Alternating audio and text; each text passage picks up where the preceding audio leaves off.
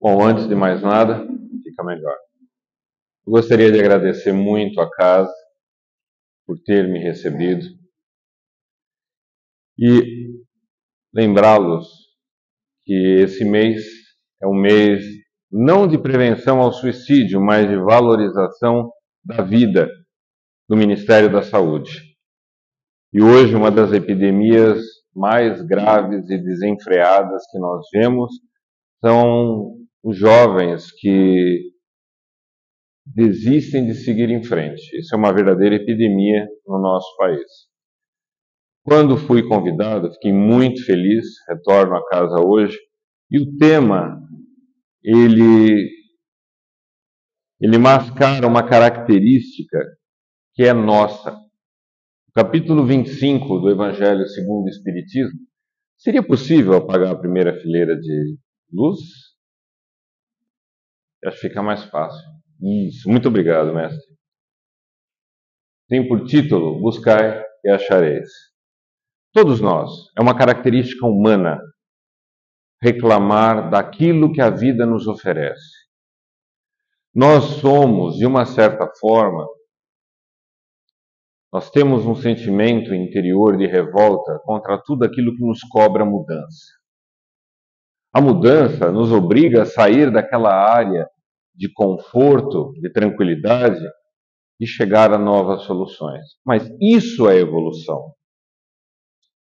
Isso é a transformação num dia após o outro.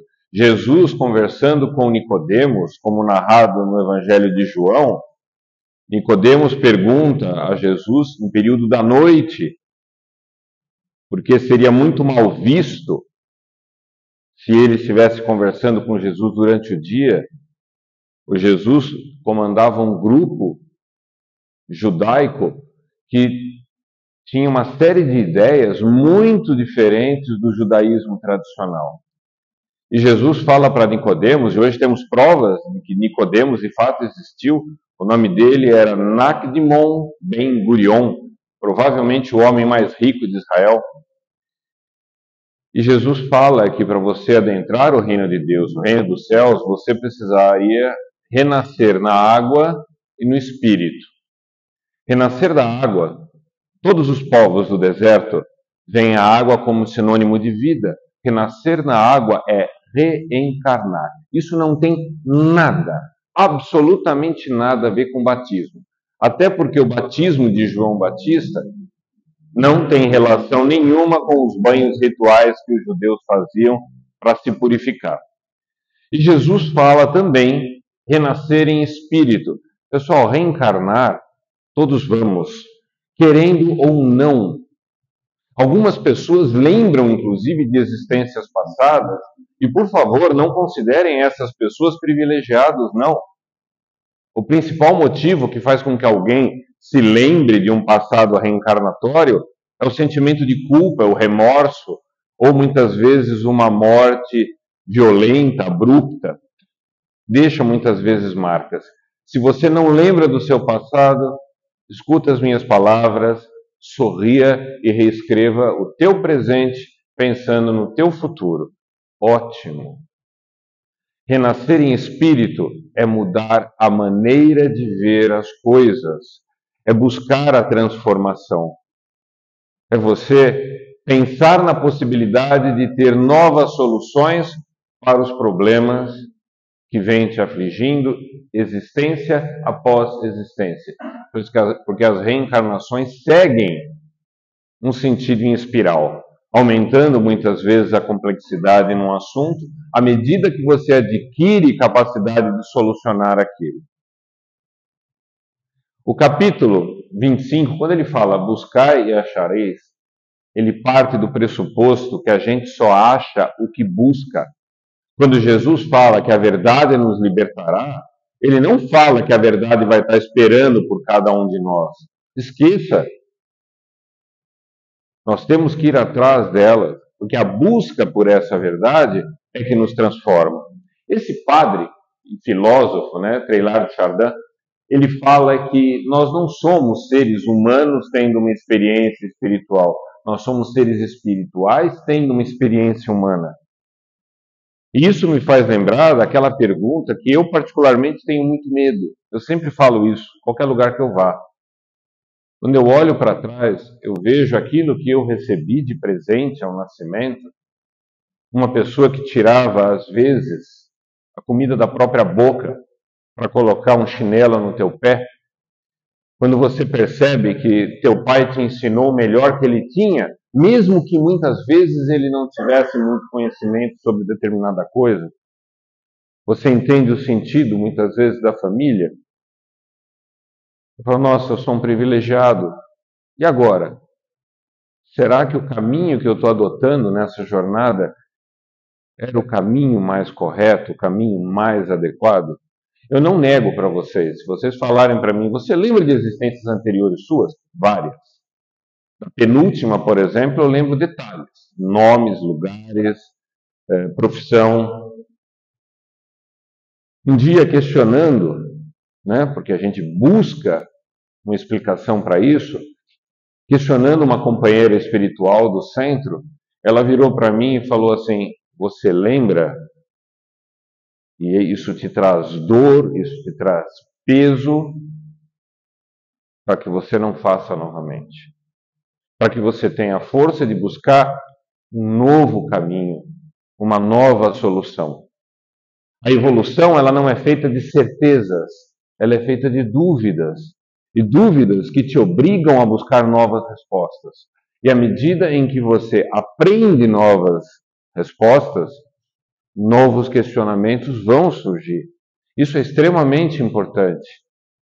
Nesse evangelho de Tomé, um evangelho que não foi incluído no Novo Testamento, e por que ele não foi incluído? Porque ele não fala de salvação. Por que ele não fala de salvação? Porque se todos são filhos de Deus, todos terão que ser salvos. Todos terão que evoluir e garantir a sua liberdade espiritual. Cada um de acordo com a sua velocidade, de acordo com os seus méritos e com o seu aprendizado. Nesse evangelho de Tomé, Jesus é questionado o que deve ser feito para que cada um consiga ter uma vida produtiva, ter uma vida que leve a uma condição de felicidade. E Jesus vira e responde: sejam transeuntes. 80%, 90% dos desencarnados sofrem após o desencarne por apego ao plano físico. Eu quero que vocês pensem na sua família, como que nós nos referimos à nossa companheira. Algumas vezes ela, com uma certa frequência inclusive, ela é quase que a nossa mentora encarnada. Aquilo que nós falávamos agora há pouco. Minha mulher, tu o que? Você vai, ela fica. E muitas vezes fica mais feliz. A gente tem que pedir para ela não rir demais depois que a gente for embora. Meus filhos, que teus filhos? São pessoas que o mundo espiritual nos empresta, para que nessa troca, cada um ensine o pouquinho que já aprendeu e leve consigo aquilo que o outro trouxe. É impossível você interagir com alguém, não levar um pouco dessa pessoa e não deixar um pouco de si com ela. Nós vivemos, de fato, num mundo espiritual, então nós temos que pensar o que de fato é importante. O que é importante na vida? Nós obrigamos um filho a estudar alguma coisa, geralmente a profissão que você gostaria de ter feito. Nós exigimos isso do mundo e o que nós damos em troca? Hoje nós criticamos que a nova geração tem muito pouco interesse por tudo, mas nós tiramos a responsabilidade da maioria das coisas que eles outrora desempenhavam. Nós deixamos para a escola, muitas vezes, a educação dos nossos filhos. O professor ensina português, matemática, ciência. Não tem que dar educação para ninguém. Pais mal educados geram filhos mal educados, que tendem a abandoná-los. Ação e reação. Esses dias, comentando exatamente sobre prevenção ao suicídio, eu falei: o lugar mais adequado para uma pessoa que pensa em ir embora, desesperado, o melhor lugar para ela é nos teus braços, é um abraço, é o teu colo. Ele não quer teu julgamento. Ele quer a tua presença, muitas vezes não passa disso. E precisa de muito cuidado, porque não existe suicida, por exemplo, que não esteja passando por sérios problemas de obsessão espiritual. É impossível. O próprio Nietzsche, filósofo, escritor alemão, ele fala que nós preferimos as nossas ilusões. E no meio espírita, nós temos muitas ilusões. Vou citar uma dessas ilusões. Questionada a respeito do livro Memórias de um Suicida, perguntaram para Ivone Pereira como que eram os planos espirituais superiores. A resposta dela foi maravilhosa. Ela falou, não sei. Não sei, eu não sou o espírito superior. Eu sou um espírito profundamente endividado que despertou. Não tenho tempo a perder. Eu tenho que trabalhar, eu tenho que fazer, eu tenho que me transformar. Esse é o maior objetivo da casa espírita. A nossa maior missão é transformar nós mesmos. Eu quero que você olhe para o começo dessa jornada, principalmente as pessoas que estão aqui e já são pais, mães, avós. Veja se hoje você pensa da mesma forma que você pensava há 30, 40 anos atrás. Você vai ver que muita coisa mudou. E é por isso que você está aqui. Porque estar vivo te permite mudanças, transformações muito sérias. Você se despir dessas ilusões e encarar a realidade. No livro dos Espíritos, o companheiro espiritual fala que deveríamos seguir a orientação de Sócrates. Tá? Só sei que nada sei. O melhor professor é aquele que sabe, que se comporta como aluno. E o melhor aluno é aquele que um dia, ele sabe que um dia vai ter que ensinar. Isso é muito importante. E a nossa sociedade hoje, ela se encontra desse jeito. Todo mundo procurando um rumo e ela parece acéfala. Mas eu confio no Cristo, eu confio na espiritualidade, eu confio na capacidade humana de se transformar. Tá? Hoje nós vivemos a síndrome de hard han. Ó céus, ó vida, ó azar. Eu sei que não vai dar certo. A pessoa não começou a jornada e ele já pensa em parar. Você vê pessoa com 20 anos de idade pensando, fazendo cálculos de quando vai se aposentar. Se ele tiver sorte, nunca. A gente sabe como que é isso. Mas, meus queridos, cada um de nós tem um motivo para estar aqui. Descobrir qual é algo muito importante. Porque faz com que você, muitas vezes, entenda as dificuldades que a vida coloca à sua frente. A doutrina espírita é uma doutrina pacífica. Ela não é uma doutrina passiva. Ser resignado não é você ficar parado esperando que o mundo mude. Nós vivemos hoje uma era, a nossa irmã leu a mensagem, e nessa mensagem fala que devemos ser conscientes desse mundo em regeneração. O mundo em regeneração, se você perguntar para cada 9 pessoas, ela fala, não, porque agora estão nascendo crianças especiais, são espíritos mais iluminados. Pessoal, o mundo em regeneração, ele é um mundo de responsabilidades. Ele surge na nossa família quando nós encaramos as nossas responsabilidades de frente, deixando para lá a síndrome de hard han e outras do gênero. Eu achei isso daqui na internet, achei muito interessante. Se você não está buscando uma solução, então você é parte do problema. Numa sociedade como a nossa, em que os vínculos familiares se tornam extremamente fluidos, em que a responsabilidade ela é relegada a um segundo plano, hoje nós vemos que tipo de caridade hoje que mais chama a atenção? A caridade WhatsApp. Eu vou rezar por você. O cara coloca, a pessoa coloca no Facebook que Deus te ilumine, mas a pessoa não está precisando de muitas vezes, de um oi na internet, ela precisa de um abraço. Mas ninguém vai se dignar, muitas vezes, a fazer isso. A casa espírita, isso aqui é um hospital, isso daqui é um refeitório espiritual, é um pronto-socorro. em que cada um vem buscando algo que precisa profundamente, vem buscar paz. Eu nasci em família espírita, minha avó se tornou espírita lá na década de 1930, começo da década de 30. Eu não nego para vocês. Em casa, todos os livros da coleção André Luiz são primeira edição. Eu entrei na casa espírita precisando de tratamento espiritual profundo, pensando em tirar a própria existência, e Deus falou comigo através de uma menina de 1 ano e 10 meses, a minha filha, que hoje tem 16.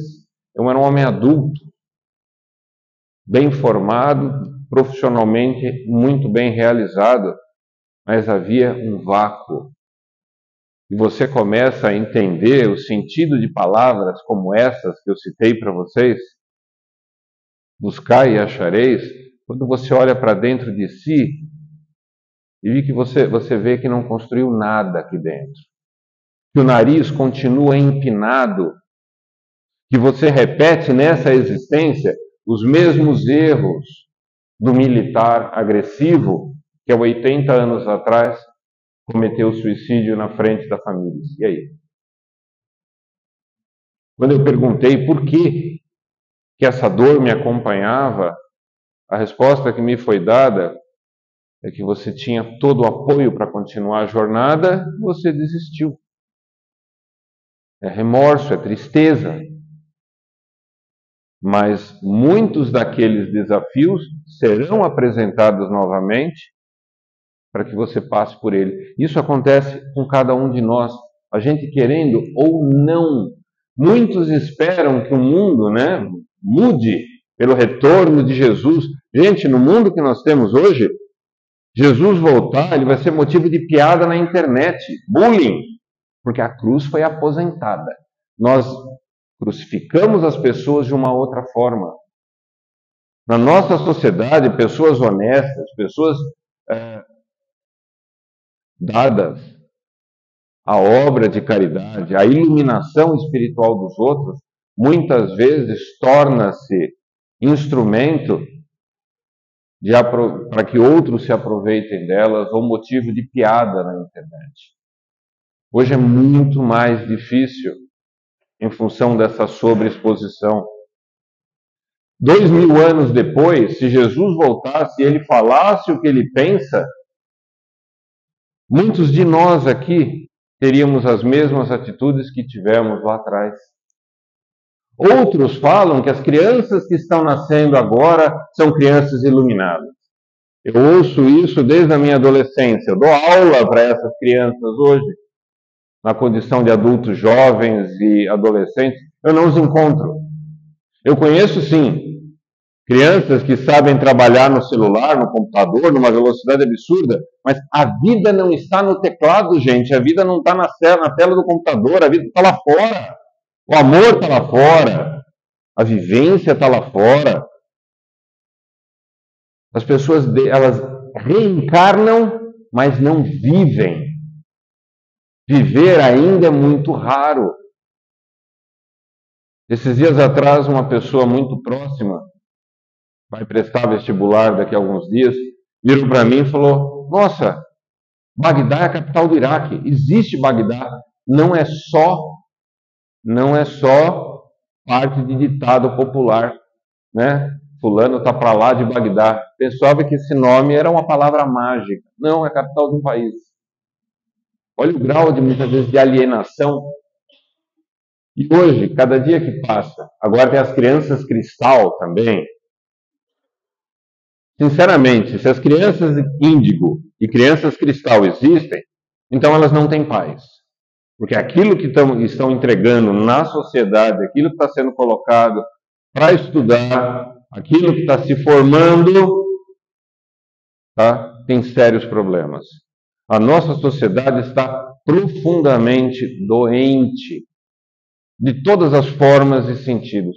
Não sabe para onde ir. Esse autor espírito, José Herculano Pires, ele fala que o que mais transforma, é o trabalho, é o estudo. É isso que nos transforma.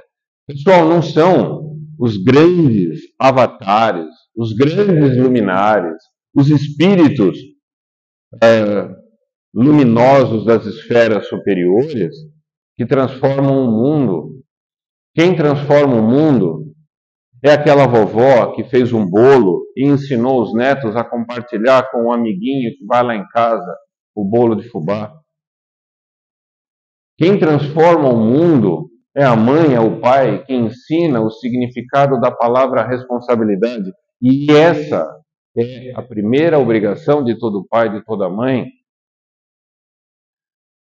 A casa espírita, por exemplo, focar na reconstrução pessoal, não focar tanto no sentimento de culpa, porque aquelas pessoas que procuram a casa espírita, muitas vezes sentindo um remorso de coisas que não viram, não lembram, ou profundamente alienadas pelo mundo da droga, do universo do entorpecente, elas precisam muito mais, como eu falei, de um abraço, um apoio, alguém do lado, do que alguém apontar a mão e falar, você está obsidiado, ou coisa que o vale. Embora muitas vezes, ou quase sempre, de fato, se encontre nessa situação. É o trabalho de todos, são os pequenos atos de cada um de nós que muda. Se nós pegarmos o Evangelho de Mateus, reparem, pedi e dar-se-vos-á, buscai e acharei, batei e abrir-se-vos-á, pois todo o que pede recebe, o que busca encontra, e a quem bate, abrir-se-lhe-á. O que significa? A cada atitude nossa, o mundo responde de um jeito compatível com aquilo. A iniciativa é sempre nossa. Aí você percebe o quanto a síndrome de Hardy-Han-Han, ó dia, ó vida, ó azar, o quanto ela é lesiva, o quanto ela faz mal, porque ela impede a pessoa de iniciar a sua parte dessa equação. Tá? Também, qual dentre vós é o homem que, se porventura o filho lhe pedir pão, lhe dará pedra? Se nós, que somos pais tão imperfeitos, procuramos cuidar dos nossos, imaginem o sublime Criador, o grande arquiteto desse universo, como que ele trata cada um de nós. Vou ser muito direto com vocês, e peço até perdão por isso, mas minha filha mais velha me tornou humano. E minha filha caçula me tornou um velho dengoso, literalmente. Esse tom de voz é normal, viu, gente? Até contando piada, meu tom de voz. Eu esperava, eu tive muita facilidade para aprender as coisas, dou aula há muitos anos. Eu sonhava com filhos que eu pudesse conversar coisas que eu lia nesses livros, que eu aprendi na minha profissão. E Deus nunca me mandou o que eu pedi. Ele me mandou aquilo que eu precisava. Uma mãe, filha de bugre, que me educou e me deu a coisa que eu não sabia sequer o sentido: o amor. O útero materno é uma unidade de terapia intensiva. Ele muda a maneira em que o espírito reencarnante enxerga o mundo. A criança enxerga o mundo pelos olhos da mãe.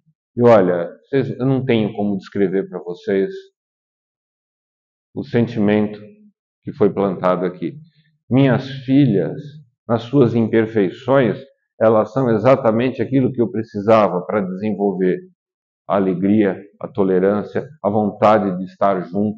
E cada um de nós recebe, ao longo da nossa convivência, esses mesmos estímulos. Ajuda-te e o céu te ajudará. Mas é claro, até a nossa encarnação tem um preço, meus irmãos. Um bilhete premiado. Pode reparar, os seus avós tinham 10 irmãos, os seus pais tiveram 3. Você teve um filho. Se você for avô, fique feliz. Mas não ache estranho que ele compre um cachorrinho. Eu não estou desanimando, mas a gente tem que aproveitar a oportunidade de estar aqui agora. A responsabilidade de ser pai é uma coisa que muita gente hoje, pai e mãe, prefere abdicar disso. Toda encarnação, como eu falei, ela tem um preço. Jesus não disse que de cada um de nós vai ser cobrado conforme aquilo que nos foi oferecido? É exatamente isso. E isso acontece ao longo da vida. Para não fugir do tema, não vou abordar aspectos ligados ao mundo pessoal. Mas faça um teste. Vou citar um exemplo para vocês. Você pega e deixa de assistir filmes de guerra na sua casa, você para de ler determinados tipos de literatura, começa a fazer o evangelho na sua casa, mesmo que aquele filho pequeno, que muitas vezes não gosta de ficar ali, para ele aquilo só com cola super bonder na cadeira para você manter ele ali ouvindo. Se você fizer isso um mês e você não tiver mudanças significativas no ambiente doméstico, não precisa ler mais, porque isso acontece. É uma coisa simples, olha, uma simples leitura de um texto, uma interpretação aberta, tá? A sua iniciativa de te ajudar, o céu vai colaborar com você também em tudo. Muitos médiuns, por exemplo, eles esperam comunicações de espíritos iluminados, espíritos reconhecidos, espíritos bons pelo menos, mas eles se esquecem que o conteúdo daquilo que eles produzem tem a ver também com a capacidade deles como médiums. Quem quer produzir textos assim tem que começar a se entregar à educação mediúnica, educação pessoal. Quem é o melhor médium? Que médium é um médium bom? Aquele que é uma boa pessoa, um bom ser humano, que permite muitas vezes que um espírito numa condição vibratória mais elevada se expresse por ele, até para ser médium, bom médium. A pessoa tem que buscar esse caminho e vai encontrá-lo, tá? Agora, um aspecto interessante, esse texto que vocês estão vendo aqui, não fui eu que escrevi. Eu entrei no Google, inteligência artificial deixou isso. Buscai e achareis, expressão muito utilizada entre os espíritas. Não é um programa voltado para o espiritismo, onde o céu ou Deus não resolvem essas questões por nós. Eu devia ter colocado entre aspas aqui. Jesus não veio resolver problema de ninguém. Ele veio apontar uma direção, um caminho. Hoje nós pensamos assim, quando se pensa em Jesus, nós não pensamos no Pai Nosso? Um homem que chamava Deus de Pai. O que nós sabemos hoje é que chamar Deus de Pai era uma característica dos homens santos da Galileia. Ranina bendosa, Roni fazedor de círculos. E nós começamos a entender o mundo em que Jesus viveu. Um mundo em que você se abstém de determinadas coisas, você renuncia a algumas coisas para trabalhar esse contato do homem com o Criador. Quando se fala ajuda-te, traduzindo, esforço individual, responsabilidade, trabalho e mérito. Isso tem a ver com reencarnação. Espírita, quando briga com a esposa, é até interessante. Ele vira para ela, ou ela vira para ele, e fala: na próxima existência eu não quero você nem perto. Minha próxima programação reencarnatória, não quero ver você passando nem perto do hospital em que eu estiver nascendo. Nem espírito. Você está mais para encosto. 10 minutos depois está mandando beijinho, você é a luz da minha vida, que bom que você veio, meu mentor encarnado. A gente brinca, a gente fala que se pudesse voltar no tempo, faria uma programação reencarnatória diferente. Mas isso acontece todo dia. Hoje, a maneira com que nós agimos está interferindo na programação reencarnatória da nossa próxima reencarnação. Não há dúvida disso. Essa espiritualidade nos conhece o suficientemente bem para saber o que esperar do nosso esforço, do desenvolvimento de responsabilidade, tá? E do mérito do nosso trabalho. Foi por isso que a Ivone Pereira falou claramente que ela não era um espírito superior. Ela se esforçava superar as limitações dela. Como médium lúcida, ela havia desenvolvido responsabilidade que a empurrava para o trabalho. O remorso empurrava ela para o trabalho. E, por sua vez, esse trabalho de coração aberto, lógico que gerava um mérito. E você pergunta, o que brota quando esses três elementos são colocados juntos numa pessoa? Para ela, o mundo em regeneração já havia começado. Reparem, eu sou professor, então vou dar um exemplo claro de uma sala de aula. O aluno, e aí, como foi? Passei. O sucesso, ele usa a voz ativa no passado. Eu passei. Se ele não foi, repara que se ele não passou, o que ele fala? Fui reprovado. Ele é quase vítima. Alguém o reprovou. A gente tem que parar de pensar assim. Estar na casa espírita nos expõe à doutrina espírita. Mas o principal objetivo de estar aqui não é esquentar a cadeira, é você permitir que a doutrina te transforme profundamente. E ela tem essa capacidade. A doutrina espírita, ela não é a doutrina dos mortos. Gente, não tem morto. Você já ouviu falar de mortos na doutrina espírita? Quando eu fui fazer minha pós-graduação na USP, há muitos anos atrás, muitos mesmo. Eu lembro que minha mãe, ela escreveu uma carta, selou essa carta, só descobri isso depois, vocês vão entender.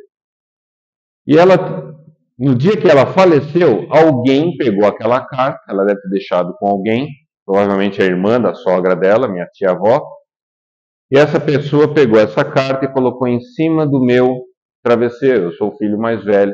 Eu abri e ela explicou, do mesmo jeito que eu falei que minhas filhas me tornaram um velho dengoso, ela explica com as palavras dela qual tinha sido o impacto do nosso nascimento na vida dela, a importância daquilo.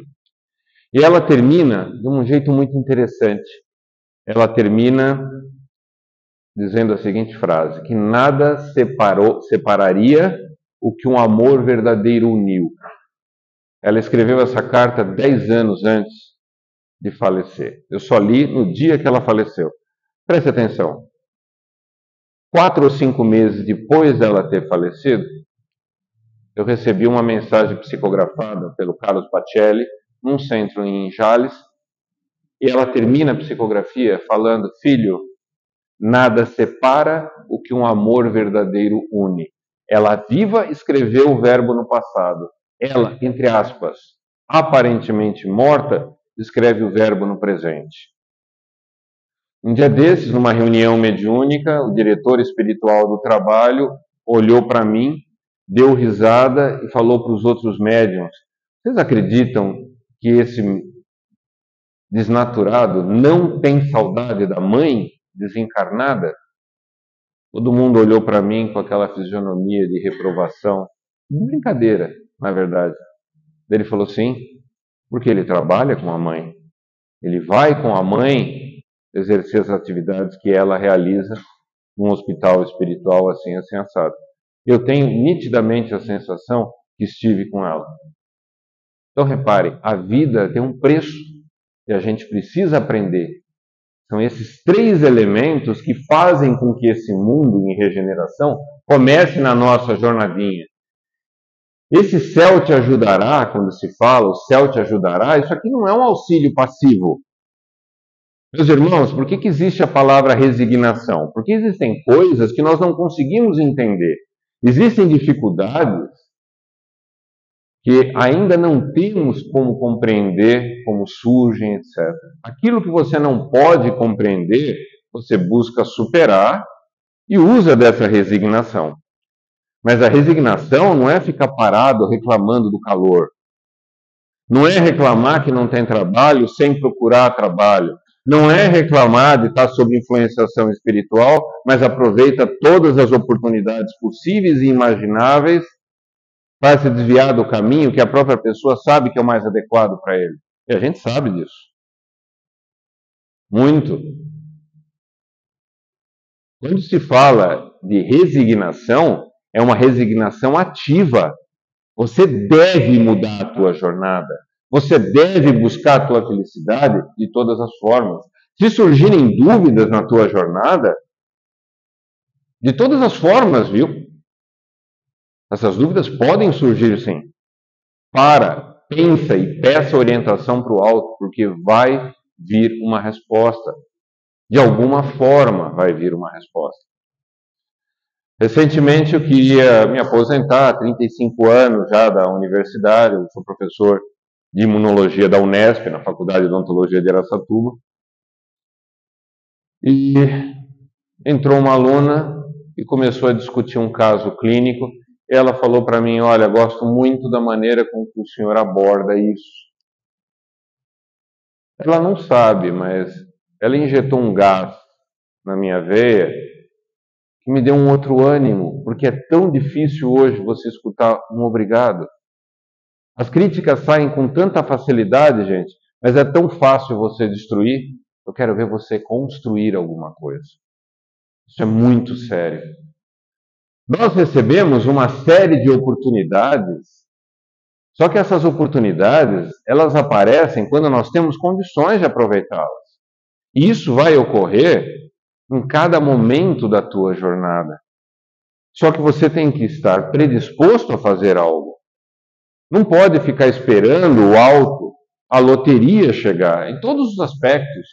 E o nosso progresso, o nosso crescimento, nunca é isolado. Ele é conjunto.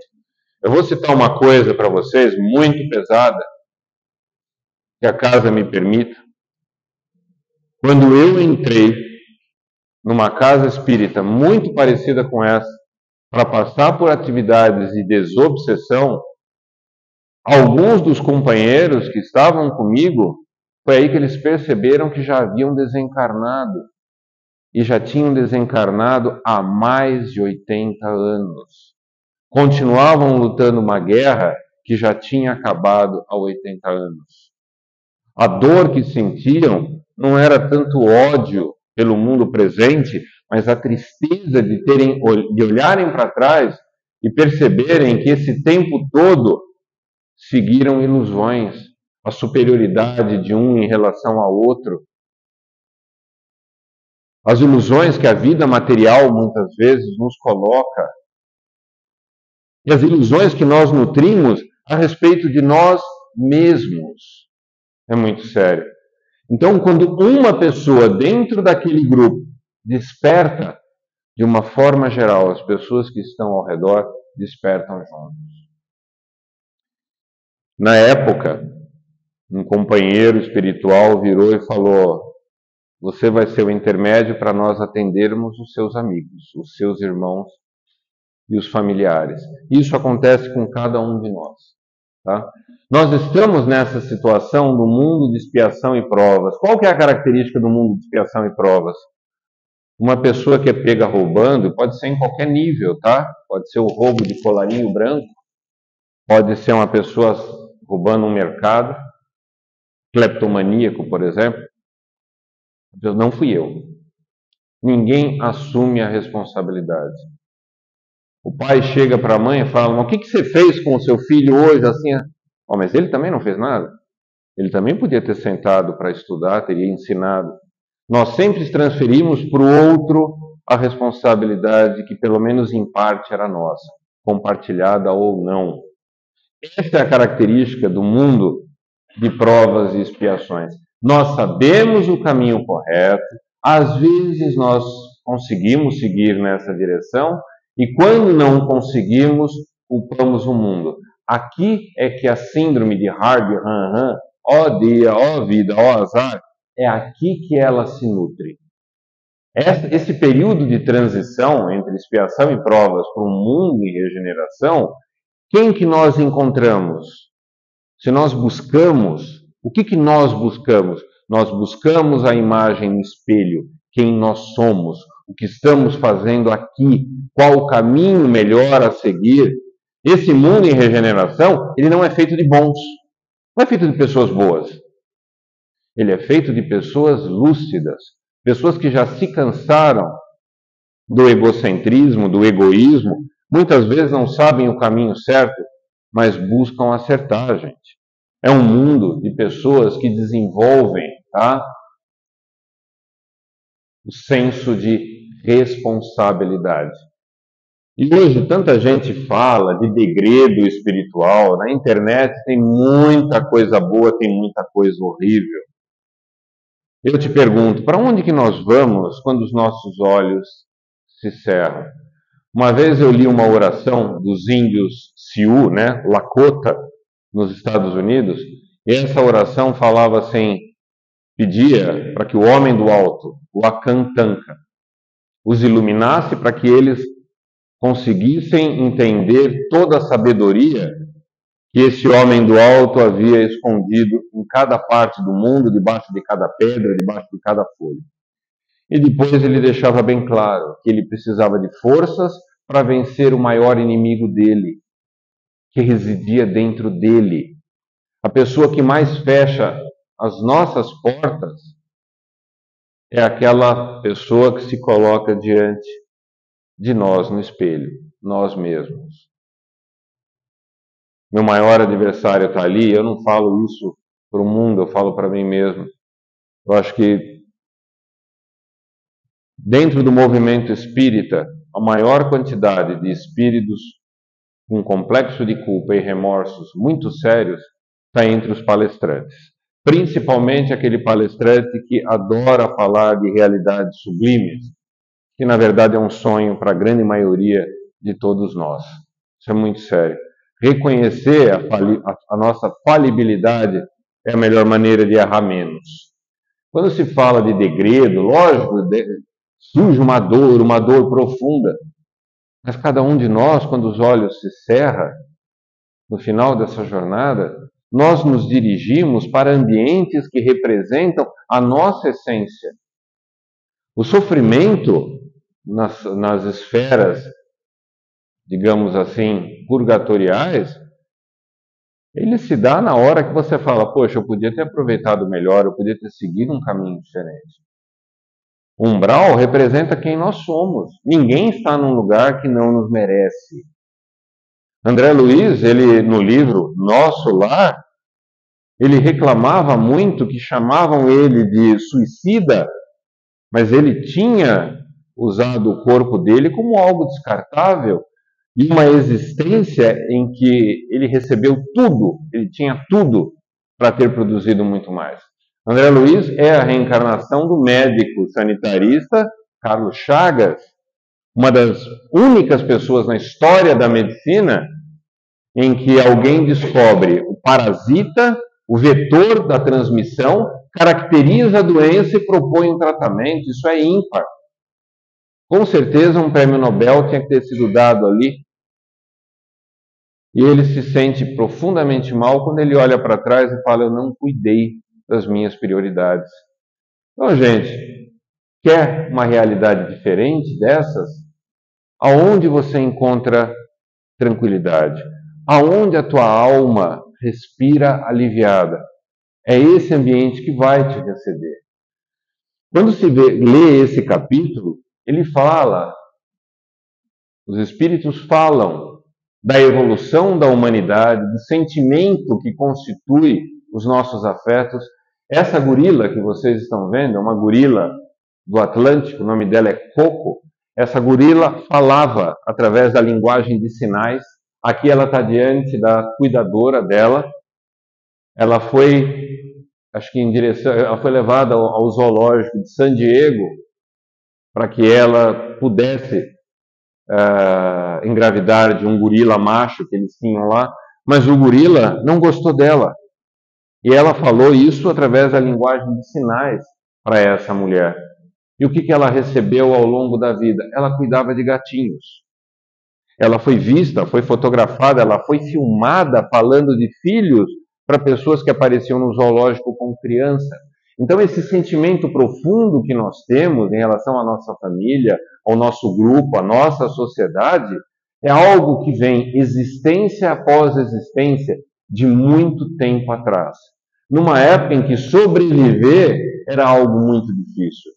As dificuldades materiais aproximavam as pessoas que contavam muito mais com o auxílio divino.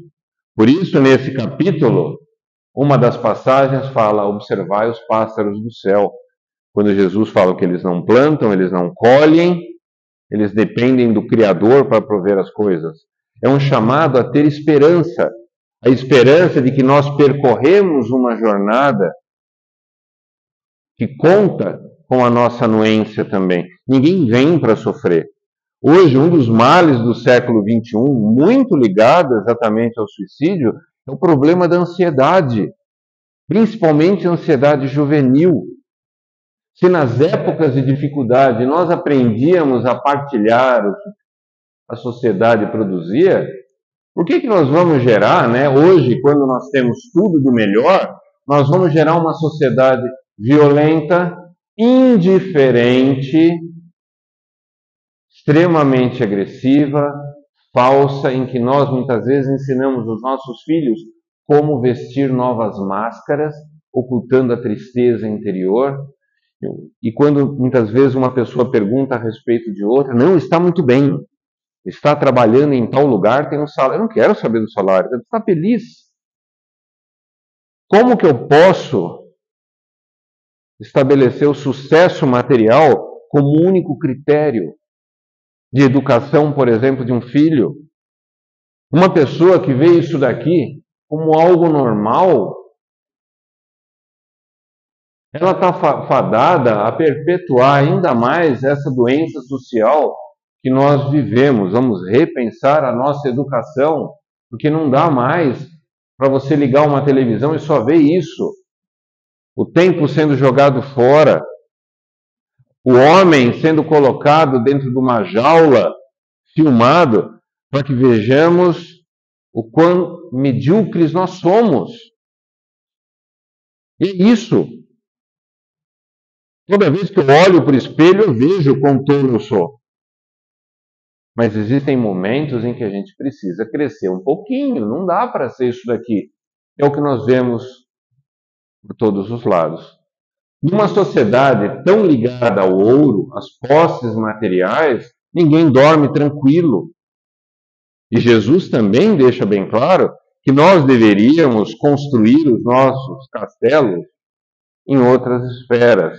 O que de fato é nosso? Por que 90% dos desencarnados sofre? Eu comecei a conversar com vocês sobre isso. Apego. Apego a pessoas, bens materiais, condição social, e vou mais. Dentre as pessoas que mais dão trabalho estão os espíritas. Porque o espírita acha que ele merece algo diferente. Isso não é real. Tá? Então, deveríamos construir algo diferente no nosso coração, permitir que os nossos filhos sejam mais verdadeiros, porque o próprio capítulo 16 do Evangelho segundo o Espiritismo fala que não dá para ter dois senhores. Ou você escolhe a espiritualização, e aqui conversava com um irmão nosso, muitos jovens hoje buscam a espiritualização sem os dogmas de uma religião. É uma espiritualização tipicamente adolescente, que vem crescendo muito. Tem um lado bom, mas precisa também de uma certa orientação. E o prazer do mundo material me faz lembrar a passagem do Evangelho que Jesus fala que é mais fácil um camelo passar por um buraco da agulha do que um rico entrar no reino dos céus. Jesus não é contra a riqueza. Nicodemos era muito rico. Maria de Madalena, provavelmente, muito rica também. José de Arimateia, idem. O que Jesus colocava é que o nosso apego à riqueza material era devastador. Você não consegue se libertar das suas ideias se isso significar muitas vezes levar uma vida mais simples, mais tranquila. Hoje nós vivemos a comercialização da fé. E mesmo na casa espírita, muitas vezes temos isso. Pessoas que, em função de suas contribuições financeiras, se acham numa condição mais privilegiada, o que não é real, né? E vivemos, como coloca o Leandro Carnal, nós vivemos hoje o império dos influenciadores, o culto do efêmero, do vazio, em que ninguém estuda, ninguém trabalha, ninguém pensa, e achamos que a sociedade evolui rapidamente para esse mundo em regeneração. Parece que a realidade... Olha, esses dias eu fiquei besta. Entrei numa academia, eu não gosto de atividade física, mas o médico virou e falou: você está se preparado para ir embora logo? Não, né? Então trata de fazer atividade física, porque teu corpo tem 80 anos, pode tratar de se mexer aí. E pior que é verdade isso. Eu entrei numa academia, o pessoal fazendo exercício, o celular na mão, na frente do aparelho ali, nós nos tornamos dependentes, nós não usamos mais isso, ele nos usa. A riqueza, o apego à riqueza nos torna muitas vezes escravo dela. O apego do efêmero impede que a gente viva o mundo real e ache que isso daqui é o lugar perfeito para se estar. E aí nós perdemos, muitas vezes, grande parte daquilo que viemos adquirir com a reencarnação. Esse episódio do Discovery Channel é uma edição especial falando da reencarnação e mostra um casal de judeus. E nesse casal, família Muscat, de São Paulo, o rapaz ele desencarna com 19 anos. Ela entrou em desespero, o pai entrou em desespero, Roberto Muscat. E essa mulher foi várias vezes para o centro do Chico Xavier. A maioria das pessoas que frequentavam Uberaba não era espírita. E ela procura o Chico vira para ela e fala que o filho não tinha condições de se comunicar. E eu acho que o nome do livro é Quando se Pretende Falar da Vida. Tenho quase certeza. E nessa história, nas vésperas do Dia dos Pais, o pai do rapaz pede para que a esposa vá até Uberaba. Ele vira e fala assim para o repórter: vai de avião, vai de carro, vai de mula, vai, porque ele vai escrever. Por quê? Porque amanhã é Dia dos Pais. Engraçado, o menino escreve, realmente, acho que 1 ou 2 anos depois do desencarne. O pai fica todo feliz porque ele fala que ele está ali pelo Dia dos Pais, mas o resto da mensagem ele fala com a mãe. Ele foi recebido pelo avô, e esse avô, do outro lado, mostra para ele uma cidade linda, cidade de Nova Jerusalém, e ele pergunta o que ele deveria fazer para entrar ali. E o avô responde: fazer o bem sem ver a quem. Um dos motivos mais difíceis de estarmos aqui é tirar os nossos rótulos. Ninguém entra numa comunidade espiritual pelo nome da igreja que tinha estampado na testa. O fato de sermos espíritas não nos espiritualiza. Isso é algo que nós devemos buscar. Essa liberdade espiritual, ela é conquista de cada um de nós. Ver a encarnação como uma viagem que tem destino, que precisa de aproveitamento. E dessa ideia de que a existência é uma viagem, é uma busca, você tem sempre escolhas. Nunca ficamos realmente sem elas. E novas escolhas geram medo, geram uma sensação de solidão. Às vezes nos decepcionamos, às vezes ficamos indignados com nós mesmos, mas a mudar a maneira de pensar é algo muito difícil. Gera dores, mas sempre temos escolhas. Tá? Uma outra situação é que nessa viagem você só não deve ficar parado. Se você puder voar, voe. Se não conseguir, corra, caminhe. Se não der mais para caminhar, se arraste, mas não pare. A única certeza que eu tenho é que o teu último dia aqui, ele antecede o teu primeiro dia de vida em outra esfera. Torne sua vida sempre produtiva. Transforme o teu mundo ao redor. Todo ato de reencarnação é um ato de misericórdia, porque ninguém vem para sofrer. O sofrimento existe por uma série de fatores, mas ele não é obrigatório. E esse renascer não é só na carne, é renascer na maneira de pensar. E ele depende de uma escolha nossa. Isso daqui é o Espiritismo. Fiquei muito feliz quando um irmão da casa começou a falar das atividades desenvolvidas Se nós apenas estudamos, gente, nós inflamos o nosso lado intelectual, o nosso ego. Você aprender a estender a mão com simplicidade, oferecendo algo que alguém precisa, mesmo que isso seja apenas um cumprimento ou uma palavra amiga, nos reeduca demais. E encerrando essa busca, eu lembro de uma história, há muitos anos, eu discuti com a minha mãe e, como todo adolescente irritadiço, eu falei bobagem. E minha tia estava do lado, ela virou para mim e falou: se você soubesse o quanto você e seus irmãos são importantes para ela, você nunca falaria essas palavras. Você sabe o que é? Você tem noção do que sua mãe é capaz de fazer pela família? Não vou discutir com a minha tia. Eu fiquei quieto.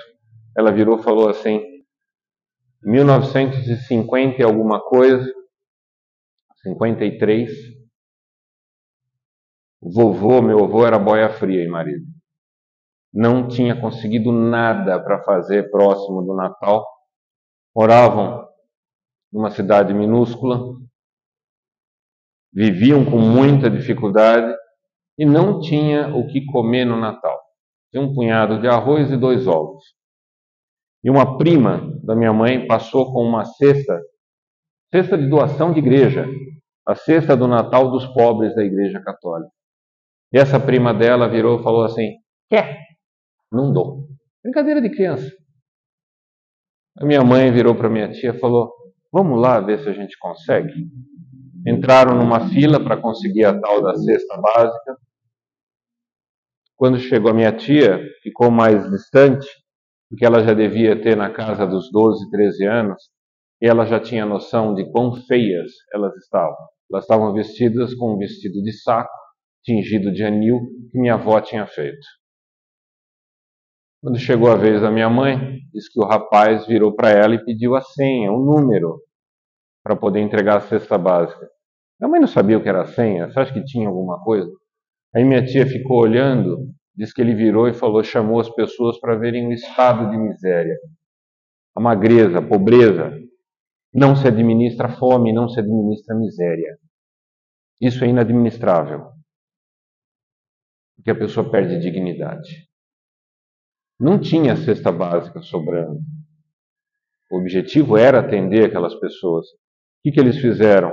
Eles pegaram os pacotes de feijão que tinham rasgado, pegaram o pacote de arroz que bateu, estourou a ponta, pegaram os pacotes de bolacha, que tinham bolacha quebrada, e fizeram uma cesta básica enorme e deram para aquelas 2 pessoas, aquelas 2 crianças, que foram cantando até chegar aonde moravam. Esse rapaz, na época, ele teria hoje 100 e poucos anos. Eu acho que ele já passou para o mundo maior há muito tempo. Será que ele sabe que o ato dele estaria sendo comentado 70, 80 anos depois, gente? 70 anos depois. O impacto de um ato de bondade na vida de alguém é enorme. E o espiritismo brasileiro, ele é um espiritismo coroado pela palavra caridade. E para encerrarmos essa jornada, eu mostro para vocês o quão digna pode ser a alma humana. Essa menina linda, essa adolescente com um olhar profundo, essa médica dedicada e essa vovó ultra feliz, o nome dela é Ingeborg Zill. Essa mulher foi uma alemã que em 1937 ela entregou o trabalho de conclusão de curso dela no Hospital Geral de Hamburgo e o diretor clínico leu o trabalho, achou maravilhoso, mas virou para ela e falou: você não pode defender, porque foram aprovadas leis que te tiram a cidadania alemã. Ela era judia, ela era pior que lixo. Toda a família dela morreu na Segunda Guerra Mundial em campo de extermínio.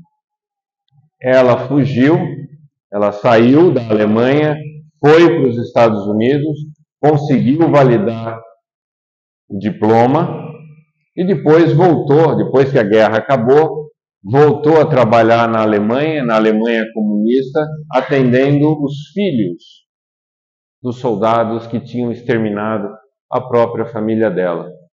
E aos 102 anos de idade, ela mais uma vez apresentou o trabalho dela na cadeira de rodas no Hospital Geral de Hamburgo com uma lucidez absurda. O trabalho também transforma aquele que trabalha, o trabalhador. Quando perguntaram para ela por que defender essa tese aos 102 anos, porque viver vale a pena.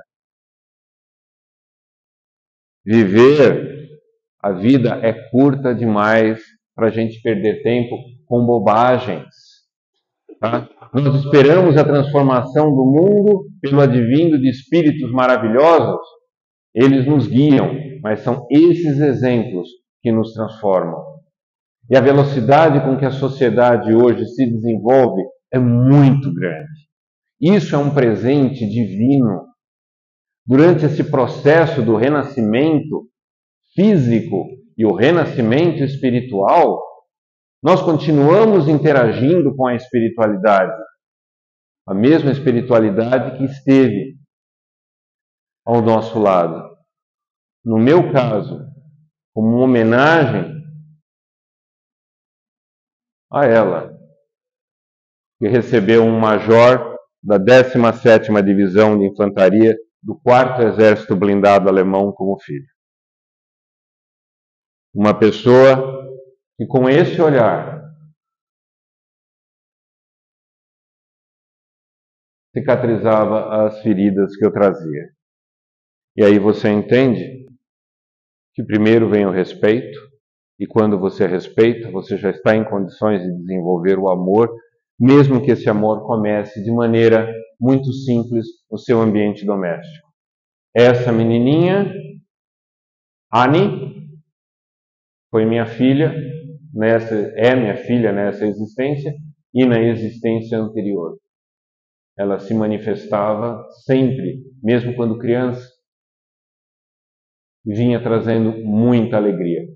Foi a ela que eu falei que eu estava muito triste e que eu iria vê-la rapidamente. Eu pensava em ir embora desse mundo. Uma vida extremamente vazia. O que essa criança com 1 ano e 10 meses respondeu ao telefone?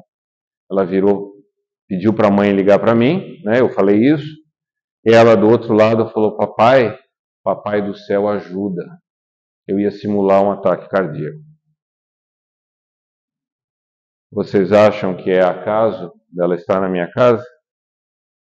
E quando eu perguntei para a mentora dos nossos trabalhos espirituais por que ela tinha voltado como minha filha, a resposta que me foi dada é que o amor nada separa o que um amor verdadeiro une. E agora ela teria que receber uma educação cristã, uma educação muito diferente. Deus não cria eleitos, Deus não cria privilegiados, mas Ele nos dá o privilégio de trabalhar na nossa transformação. Por isso que a casa existe. Eu peço desculpas por ter excedido um pouco o tempo. Eu gostaria de convidar vocês para uma oração de encerramento, que é mais um agradecimento por estarmos aqui.